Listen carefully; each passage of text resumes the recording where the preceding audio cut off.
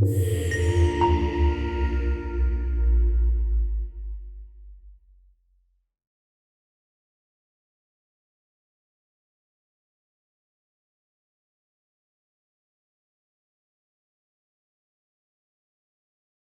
I'm going to be talking today about AI and the future of work.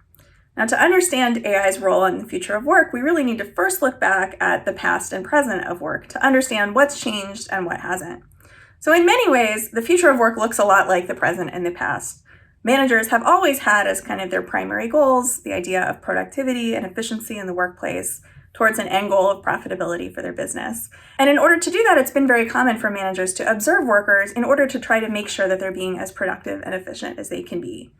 So over 100 years ago, Frederick Winslow Taylor published a book called The Principles of Scientific Management. Now, Taylor was in many ways the first management consultant. One of the things that he did is that he would go into different factories and other work environments, and he would observe workers very closely. He would look at them or film them or, would use a clipboard to monitor their movements. And he was very attentive to the way it was that workers were moving when they were doing their work. And then what he would do is he would try to, by observing and measuring workers, he would try to rationalize the work process, to optimize the work process by reducing what he thought of as unnecessary movements. And now there are questions about kind of the validity of some of Taylor's measurement processes or the degree to which he actually was successful in meeting those goals.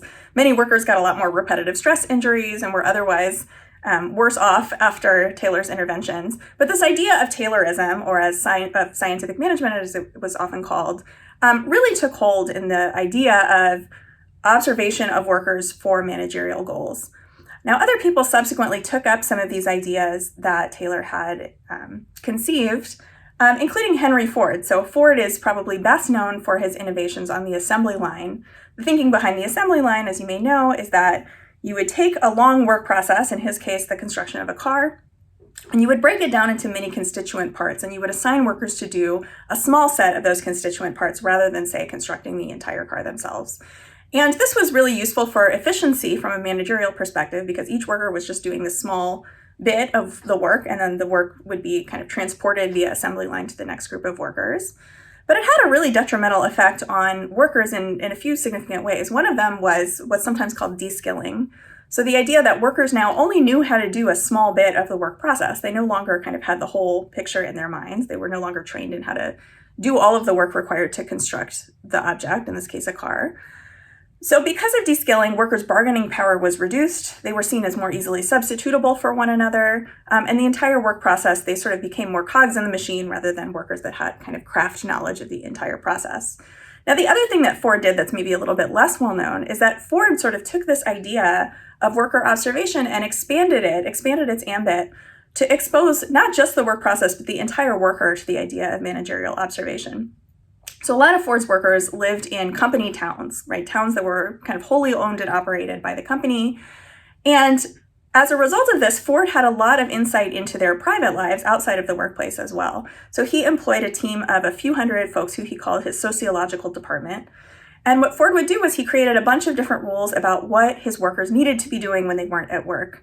Rules like the fact that they had to be married and that they had to have children in school, that they couldn't consume alcohol, that they had to be engaged in various patriotic activities, that they had to assimilate if they were immigrants, things like this. And this is important. Now, to be clear, Ford's workers were really well paid. So they made about $5 a day, which was well more than they could have made in many other contexts. But the trade-off for this was this very close observation over many, many aspects of their lives.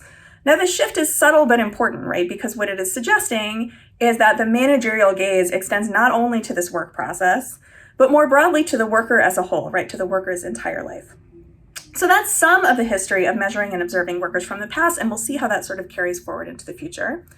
The other aspect of this that we know something about from the past is something called skill-biased technological change. So in a very basic sense, skill-biased technological change is the idea that new production technologies, when they're developed and innovated, tend to favor workers that are more educated or at the higher end of the socioeconomic ladder, as opposed to workers who are doing what is sometimes known as called low-skill work. So low-skill work is sort of a misnomer because anybody who's had one of these jobs knows that, many of these jobs require really intensive skill. But what's sometimes called low-skill work typically refers to work that requires less formal education and is less well compensated. And what we know from many waves of technological innovation in the past is that wage inequality tends to result when new technologies are developed and innovated in the workplace, because new technologies tend to create more demand for high-skilled workers or more educated workers, and concomitantly to kind of reduce demand or reduce the bargaining power of these workers at the lower end of things through things like deskilling, which I described earlier. Now, a lot of this then has kind of come before in one form or another. We know something about this from the past. So it's worth asking then, how is it that new data-intensive and AI-driven technologies are going to continue to affect things in the future in the workplace? Some of this, as I've explained, is old wine in new bottles. Managerial goals haven't changed all that much. But I am going to propose to you that there are some important shifts we should keep our eye on. And I'm going to describe 4 key shifts that are currently going on. Just to sketch out what those are going to be, I'm going to talk briefly about new workplaces, the role of AI in new workplaces, new forms of data that are being marshaled as part of AI-driven systems, new forms of analysis taking place on that data, and finally, new forms of social entanglement. So let's start with new workplaces. A lot of my own research looks at long-haul truck drivers and the ways that new technologies are used to control those workers in new ways. For a long time, long-haul truck drivers were really immune to the types of oversight that workers, at the same kind of socioeconomic level in factories were subject to. The nature of truck driving work meant that workers were geographically distributed, they were mobile. It was just not possible for managers to have the sort of close oversight over them that they might have over other similarly situated workers. Now that has really changed. The development of new sensors and networking technology and AI-driven analysis tools has really, really changed the nature of trucking work so that those workers are just as, if not more, observed in a more granular way than other workers have been.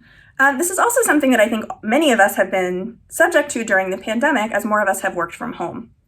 So the nature of working from home often means that the boundary between the workplace and the home is kind of blurred. And what this has meant is first that there's much more kind of incidental observation of the home by the manager, right? So many of us have done a lot of our work over the last several years at our kitchen tables or in our bedrooms or with our pets or our kids behind us. So certainly by nature of that, there's a lot more kind of insight into what our lives are like by managers. But in addition, managers have rolled out a suite of new tools to try to monitor workers who are working from home out of concerns that they might be shirking or not paying as much attention as they should be, or out of data security concerns, for example.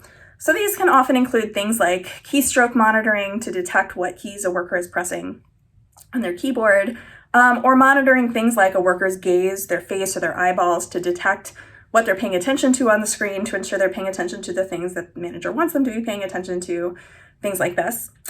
So the second kind of dynamic is what we might think of as new data, right? So no longer is it necessary for Frederick Winslow Taylor to walk around with his clipboard and his camera to detect what it is that workers are doing or to measure that. Much more common now are things like wearable technologies and sensors. So in factories, for example, it's become more common for workers to wear wristbands or glasses or other technologies that monitor where they are and how quickly they're doing the things that they're supposed to be doing, how quickly they're picking, if one of the aspects of their job is to take things down off shelves, like to box it up for an order, for example. So that monitors how quickly workers are working to see if they're meeting the goals that management has set forth. It can also measure things like what's sometimes called time off task. So are the workers taking too many bathroom breaks? How long are those bathroom breaks? Very, very granular data, right, that would have been just impossible to collect before because it's so easily being picked up sort of in an ambient way by these sensor systems. Another aspect of this that's become more common is the use of biometric data for authentication. So things like retinal scans or fingerprint scans for clocking into an hourly job, for example, to ensure that it's you that's clocking into the job, that you're not clocking in for your friend. Those types of things are becoming much more common for clocking in and then for access to different resources while you're at the workplace. The third kind of shift is new analysis based on the data that's being collected. So some of this looks like systems that are implemented without a human manager in sight. So increasingly, especially in contexts like the gig economy or platform-based labor, workers are actually kind of managed by the algorithm. So there have been a lot of really interesting studies about the opacity of the managerial decisions that can sometimes affect workers, for example, in rideshare, like for Uber or Lyft, in which sometimes workers have no contact with human managers at all, but really important aspects of their work are directed almost entirely by algorithm, things like where they should pick up passengers or how much they're paid or kind of what their bonuses are, things like this.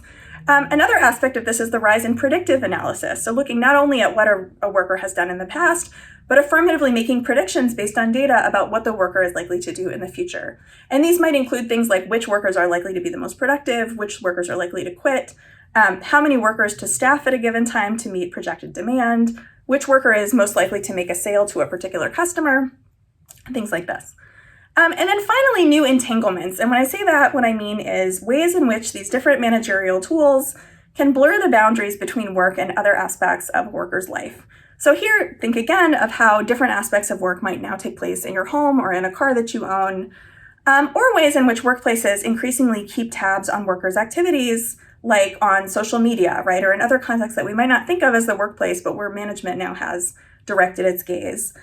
Similarly, some workers or some managers keep tabs on how often workers will spruce up their resumes on LinkedIn or on other resume sites, because that's sort of seen as a clue about whether the worker is trying to leave their position. And then, again, these are enabled by the tremendous increase and ease of data collection and analysis capabilities that managers now have at their disposal. So at the end of the day, what are kind of the major takeaways here? Well, first, the future of work looks in many ways like work's past and present. Managers' goals haven't changed all that significantly over time, and I don't really foresee that they will change all that significantly in the future. And workplace technologies, as they have before, typically are disproportionately hard on people at the low end of the socioeconomic ladder. So those are really important dynamics. It's not to suggest that we should ignore them, but it's also important to recognize that they're not new, right? That they're continuations of things that have come before. There are, however, some important ways in which AI-driven technologies and data collection capabilities have expanded in ways that blur boundaries and can really infringe on workers' bargaining power in important ways. And we really need to be attentive to these when we think about how to leverage and regulate AI's role in the future of work.